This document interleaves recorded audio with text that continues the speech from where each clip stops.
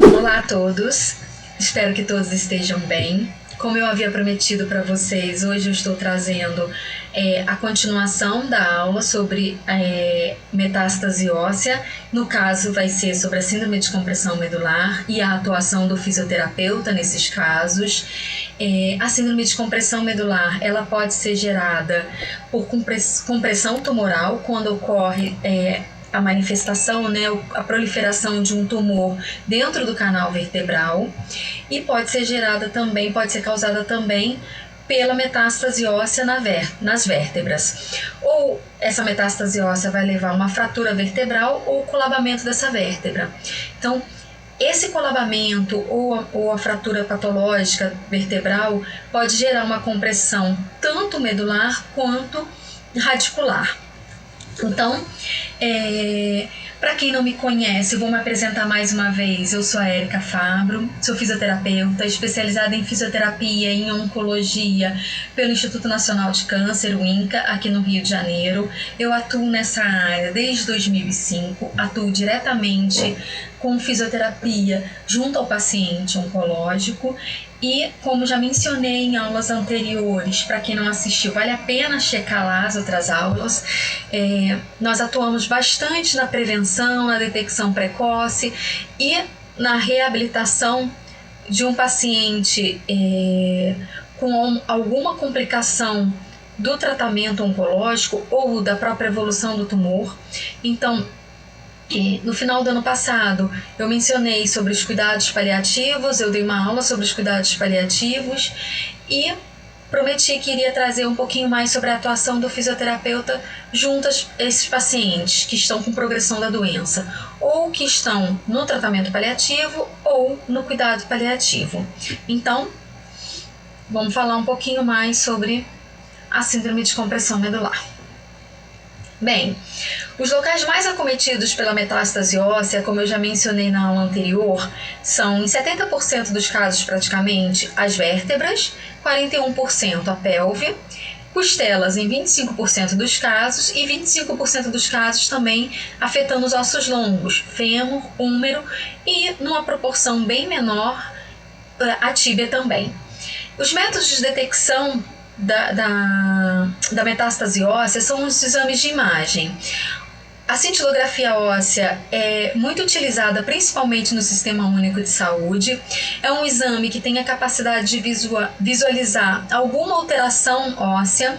Então, a imagem não diz especificamente se essa alteração óssea é por uma metástase ou não. Então, muitas vezes, depois da cintilografia óssea, quando há uma imagem suspeita, o médico, o oncologista, ou o médico do tumor de origem, que estiver acompanhando esse paciente, ele lança a mão do raio-x. O raio-x ele consegue visualizar se a metástase realmente é uma metástase óssea e qual é a característica dessa metástase óssea, se ela tem muito mais comprometimento blástico ou lítico. Então, no caso de comprometimento lítico, vai ter um risco maior de fratura, e no caso do comprometimento blástico, vai ter um risco maior de aumento dessa massa óssea. A tomografia computadorizada também é bastante utilizada. A ressonância magnética ela é indicada muito mais para avaliação das partes moles, então é mais para uma metástase em coluna, uma metástase vertebral, e o PET scan também é bastante utilizado. As metástases ósseas são a maior causa de morbidade, impactando significativa e negativamente na qualidade de vida dos pacientes oncológicos. Ela vai gerar morbidade porque gera perda de massa óssea, dor intensa e comprometimento da mobilidade desses pacientes. Com isso, a gente vai ter uma redução da qualidade de vida dos nossos pacientes, porque a metástase óssea ela gera algumas complicações que são comuns, que seria a hipercalcemia, que é uma complicação metabólica, as fraturas patológicas e a compressão medular ou radicular, que é o que eu vou mencionar para vocês agora. Bem, Vinyals e Miguel ele já fez uma definição uma preocupação do que seria a síndrome de compressão medular e por que a gente precisa desse cuidado. Eles fizeram essa definição em 2003. Então, eles mencionaram que metástases na coluna elas podem causar lesão medular, levando a paralisia e dor, e contribuindo diretamente com a diminuição da sobrevida dos pacientes com câncer, além de comprometer a qualidade de vida restante desses pacientes. Por isso, a síndrome de compressão medular ela deve ser considerada uma emergência oncológica. Ou seja, nós devemos estar atentos aos sinais e sintomas que são prévios à síndrome de compressão medular. Principalmente se esse paciente estiver com uma metástase vertebral, existem os sintomas, né, como já mencionei no slide anterior, sintoma como dor. Então a gente precisa estar atento a esses sintomas para conseguir detectar precocemente, para a gente conseguir fazer a prevenção junto a essa metástase para que não venha a ter, esse paciente não venha a desenvolver uma síndrome de compressão medular. Então, a síndrome de compressão medular ela é a segunda complicação neurológica mais frequente nos pacientes com câncer. Ocorre em cerca de 5% dos pacientes com câncer metastático. Pode ocorrer em qualquer tipo de câncer, mas é mais observada nos pacientes com câncer de mama, próstata ou pulmão.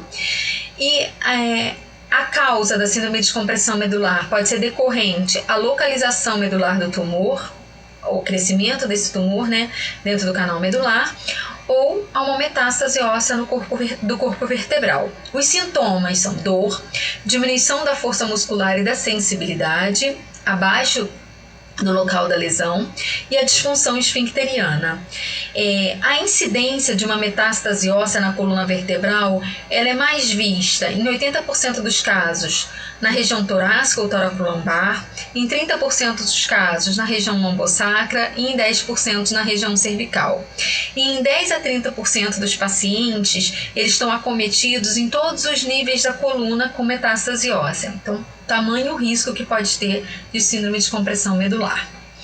Esse estudo que foi desenvolvido no Instituto Nacional de Câncer com pacientes com câncer de mama observou que o local de síndrome de compressão medular, os locais mais comuns foram realmente na região torácica, isso dando para a gente a entender, né, que é o local que tem mais metástase óssea. Em 72% dos casos, então, era na região torácica, 16% na cervical e em 12% dos casos foi na região lombar. E os locais comuns de compressão radicular foi na região lombar, né? Na segunda vértebra lombar, na maior parte dos casos, em quase 30% dos casos. O exame de imagem, então, a gente vai observar para visualizar melhor a síndrome de compressão medular, né? O que a gente vai observar é o raio-x, essa fratura patológica, né? O colabamento da vértebra, e numa ressonância magnética a gente consegue visualizar bem como está havendo, onde está havendo essa compressão medular, do canal medular. A sobrevida dos pacientes que têm metástase óssea normalmente mediana seria em torno de 15 meses. E alguns autores, né, verificaram que a sobrevida para pacientes com câncer de mama poderia ser de 16 meses ou até 22 meses. A síndrome de compressão medular e síndrome de compressão radicular já diminui esse tempo de sobrevida, reduzindo para em torno de quase 3 meses. Bergman e colaboradores observaram que essa síndrome de compressão medular ou síndrome de compressão radicular tornava então a sobrevida dos pacientes em torno de 9 meses, e Young observou que a sobrevida dos pacientes passava a ser, ao invés de 16 meses, passava a ser de 7 meses. E eles observaram também que o câncer de mama com metástase óssea mais algum efeito relacionado ao esqueleto, alguma metástase em outra região do corpo, vai gerar redução nessa sobrevida. O sintoma mais comum da síndrome de compressão medular seria a dor nas costas de início recente com piora ao deitar. ocorre em aproximadamente 90% dos casos de pacientes que vão desenvolver a síndrome de compressão medular. Outros sintomas, além da dor, que esse paciente pode apresentar seria a fraqueza motora, a deficiência sensorial e a disfunção autonômica, a disfunção esfincteriana, né? Normalmente, o sintoma inicial é a dor local, que pode chegar a 43,5% dos pacientes, e o tratamento mais recomendado seria o uso de corticoides, a cirurgia e radioterapia. Então, vamos lá para as possibilidades de tratamento. Em relação à cirurgia, as cirurgias para descompressão medular, normalmente elas são pouco frequentes, mas elas trazem resultados neurológicos mais satisfatórios se realizada dentro de 48 horas da apresentação dos sintomas. É justamente porque muitas vezes a gente não considera principalmente o sintoma de queixa de dor, né? Como a gente não se atenta a esse sintoma de dor na coluna como um risco de síndrome de compressão medular, que às vezes não dá tempo para esse paciente ser submetido a uma cirurgia de descompressão. Hunton e colaboradores, em 2018, afirmou que cirurgia descompressiva direta associada à radioterapia pós-operatória é superior a apenas a radioterapia isolada para esses pacientes. Mas a radioterapia, ela também é considerada um tratamento eficaz como tratamento local de metástase óssea dolorosa. As taxas de alívio da dor variam de 50% até 85%. Até um terço dos pacientes tem relato de resposta completa da dor. E o início de resposta pode ser visto em 4 semanas. O alívio de dor, o controle do desgaste ósseo, a prevenção de fraturas patológicas e de compressão da medula espinhal vai melhorar, né, a qualidade de vida desses pacientes, vai reduzir a necessidade dos analgésicos e vai manter ou melhorar a função esquelética. Os bifosfonatos, eles também são indicados para esses pacientes com metástase óssea. Eles são capazes de preservar o tecido ósseo, inibindo a reabsorção óssea osteoclástica, melhora a densidade mineral óssea, tem benefícios nos quadros de dor, osteopenia, osteoporose e eventos relacionados ao esqueleto. Estudos in vitro e in vivo afirmam que pode reduzir a proliferação, invasão, adesão e migração de células tumorais, ou seja, eles têm efeitos antitumorais.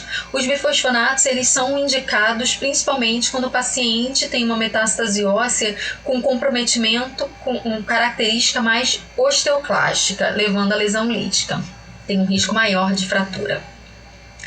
O tratamento fisioterapêutico para os nossos pacientes, o objetivo seria aliviar a dor, preservar a mobilidade, estabilizar os segmentos da coluna, prevenir déficit neurológico, restaurar o máximo da função neurológica perdida e facilitar o cuidado. Claro que a maior parte dos casos a gente quer, Claro que a gente quer, com tudo isso, melhorar a qualidade de vida, mas na maior parte dos casos, a gente tenta facilitar ao máximo o cuidado com esse paciente.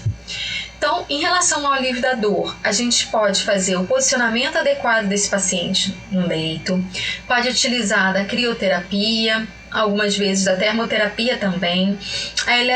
Lembrando, né, que a termoterapia, utilização da termoterapia através do calor, a gente não pode utilizar em regiões que o paciente tenha sido submetido a algum esvaziamento dos linfonodos pelo risco de linfedema na região próxima, né, desses membros, mas em coluna, para alívio da dor, principalmente porque muitas vezes tem contratura muscular também, a gente pode lançar a mão, a eletroterapia também, principalmente a TENS, e a estabilização vertebral.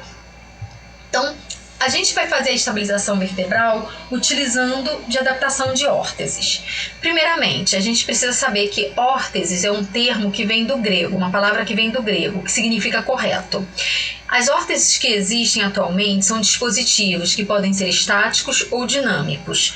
As indicações da utilização de uma órtese seria proteger ou imobilizar algum membro, prevenir deformidades, alinhar estruturas musculoesqueléticas, reduzir a dor e conter movimentos involuntários.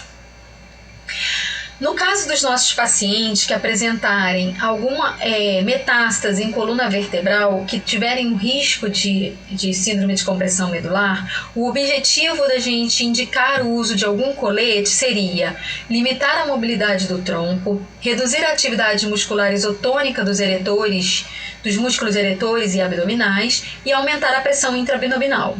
Com isso, nós vamos conseguir a diminuição de cargas sobre a coluna, limitar a mobilidade entre os segmentos vertebrais e levar à estabilização vertebral. Então, nós utilizamos bastante dos coletes semirrígidos. Existe no mercado com a denominação de put baixo, né, ou o put alto.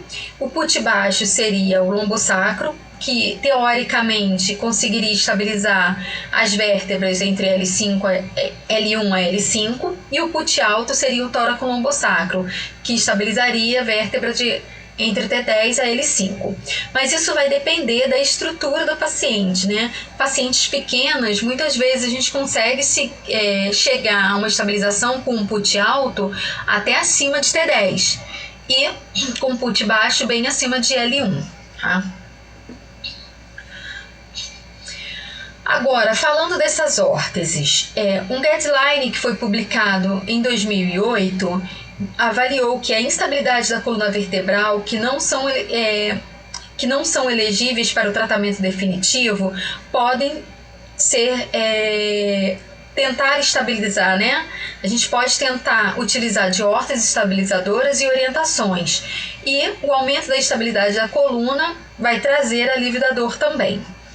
Lee e colaboradores em 2015, e por outro lado, observou que não há evidências para apoiar a recomendação sobre a utilização das órteses para os pacientes com metástase vertebral. De qualquer forma, a gente orienta a utilização dessas órteses principalmente para trazer alívio da dor para os nossos pacientes.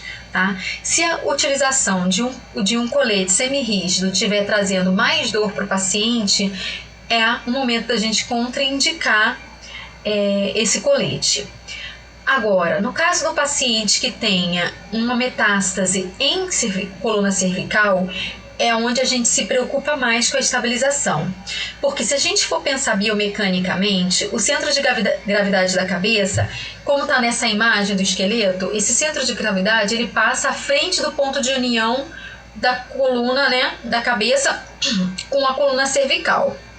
Uma lesão na coluna cervical vai gerar uma contração dos músculos cervicais que vão levar à sobrecarga dos discos intervertebrais, e isso vai levar a mais dor. Além da dor óssea pela metástase, né, pela lesão óssea, a gente vai ter mais dor também pela compressão dos discos intervertebrais.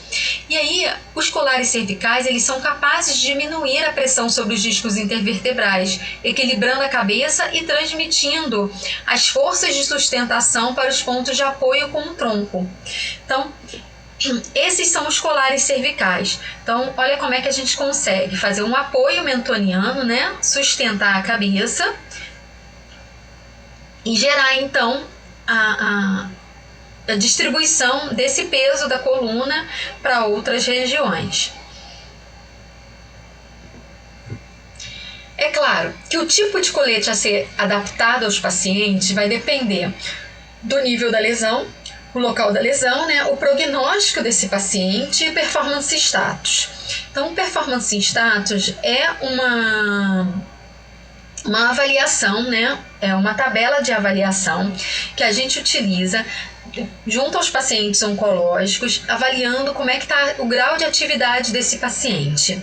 Então, muitas vezes a gente classifica, né, um paciente que está em atividade normal, comparando ao que ele fazia antes do câncer, a gente considera como PS0. Já aquele paciente que está acamado, preso ao leito, dependente de cuidados contínuos, são pacientes que a gente classifica como PS4.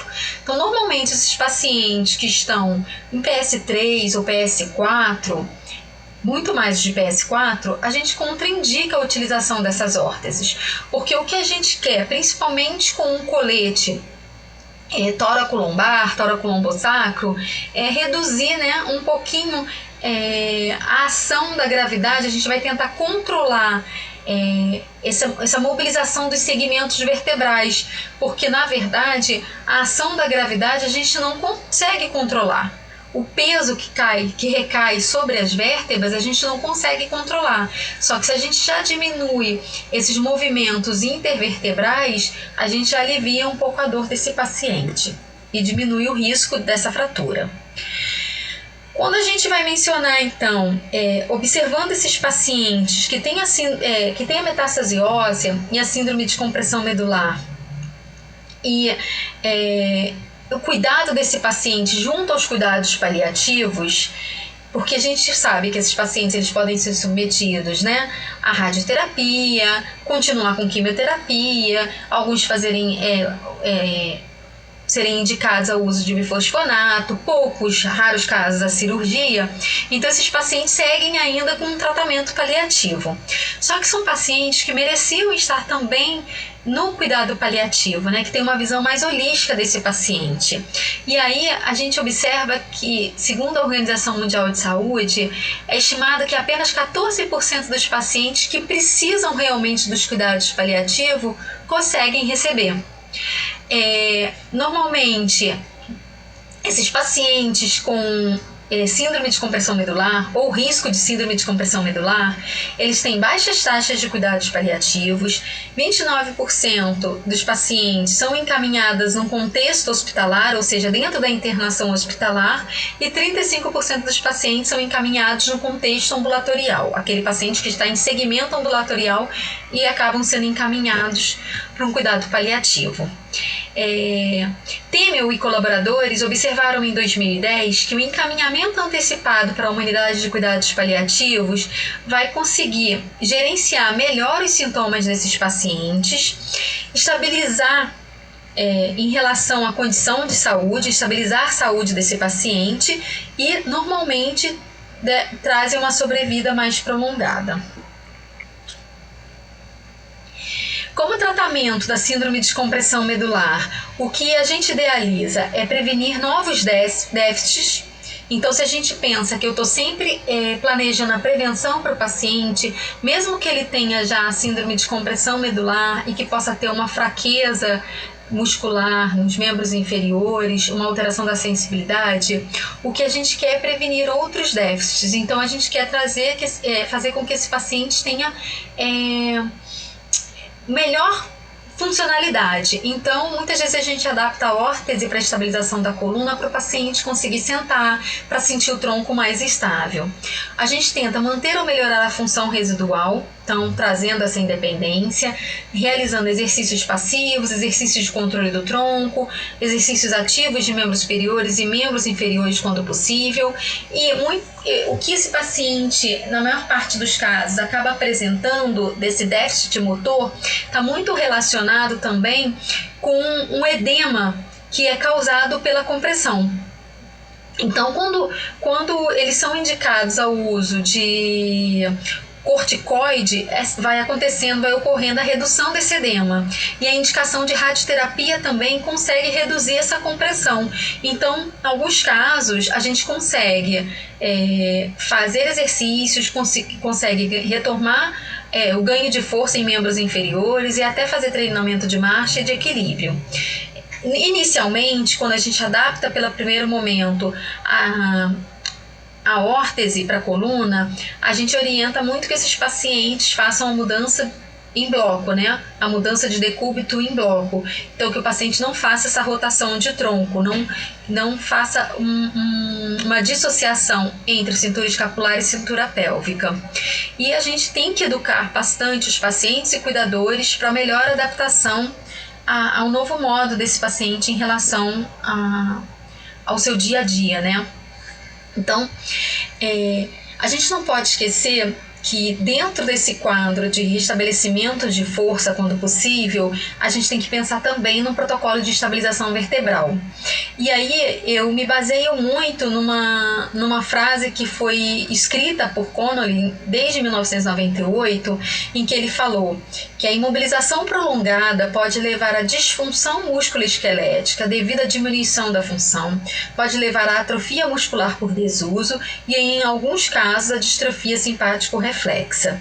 É por conta disso que, uma vez que esse paciente já esteja apresentando alívio da dor, já tenha em torno de por volta de uns 4 meses depois das sessões de radioterapia, que esse paciente consegue, o corpo, né, consegue reagir formando uma nova mineralização óssea, né, sem o tumor. Então, se houver um controle da doença, estando esse paciente também num tratamento paliativo, com quimioterapia, com bifosfonatos, muitas vezes a gente pode trabalhar para a retirada dos coletes. Então, a pergunta que se faz é: existe algum risco adicional de fratura na reabilitação dos pacientes com metástase óssea vertebral, quando a intenção é fazer, né, que está no slide anterior, uma estabilização vertebral, exercícios para estabilização vertebral? Então, esses 2 estudos, eles observaram que pacientes com metástase óssea, mesmo com fraturas patológicas, eles são bons candidatos a programas de reabilitação. Esse outro artigo, ele verificou que o risco de produzir fraturas patológicas pelo aumento da mobilidade da função em pacientes com metástase óssea é baixo. Todavia, como com qualquer outra intervenção clínica, os pacientes eles devem ser informados que existem esses riscos. A reabilitação de pacientes com fraturas patológicas iminentes ou no pós-cirúrgico de estabilização vertebral mostra resultados satisfatórios.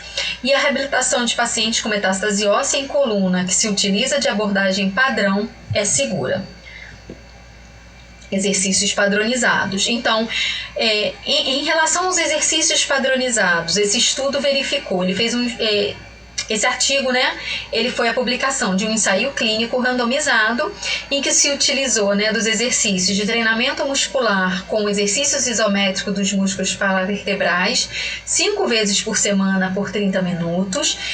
E o outro grupo foi randomizado para fazer apenas exercícios respiratórios 5 vezes por semana por 15 minutos.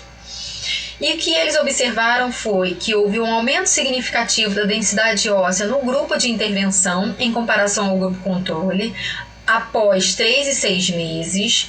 Houve fraturas patológicas em ambos os grupos.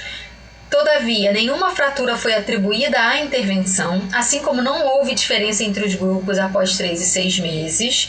Então, essas fraturas elas são decorrentes da evolução da doença.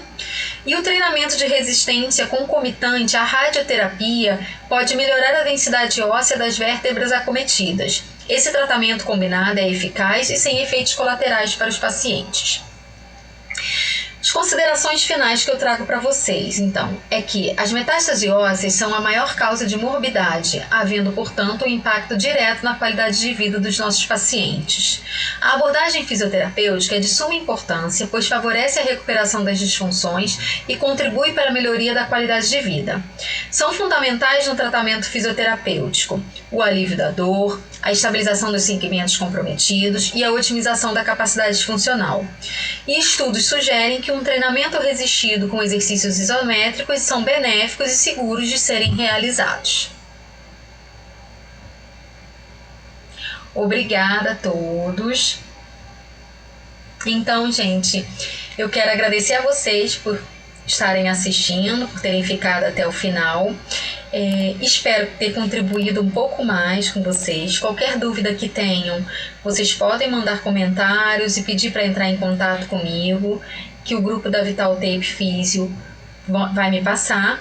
E a gente se encontra na próxima aula, se Deus quiser, em breve, para dar continuidade a esse tema de fisioterapia junto ao paciente oncológico.